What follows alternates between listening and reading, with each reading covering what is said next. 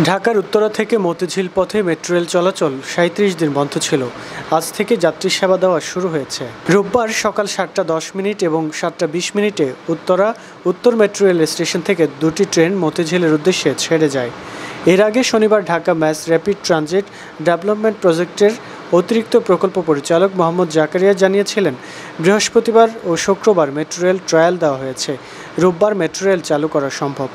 শনিবার এক সংবাদ বিজ্ঞপ্তিতে Dhaka mass transit company limited জানায়, যাত্রীদের জন্য মেট্রো রেল ভ্রমণ সংক্রান্ত প্রয়োজনীয় নির্দেশনাবলী ডিএমটিসিএল এর অফিসিয়াল ওয়েবসাইট ও ফেসবুক পেজে পাওয়া যাবে। তবে অনিবার্য কারণবশত মিরপুর ১০ ও কাজীপাড়া মেট্রো রেল স্টেশনে আপাতত মেট্রো রেল থামবে না এবং যাত্রী সেবা কার্যক্রম বন্ধ থাকবে। প্রসঙ্গত, কোটা সংস্কার আন্দোলনের সময় গত ১৮ জুলাই মিরপুর ১০ নম্বর গোলচত্বরে পুলিশ বক্সে অগ্নিসংযোগ করা হয়। এতে ওই দিন বিকেল ৫টায় মেট্রো রেলের চলাচল বন্ধ করে দেয় কর্তৃপক্ষ।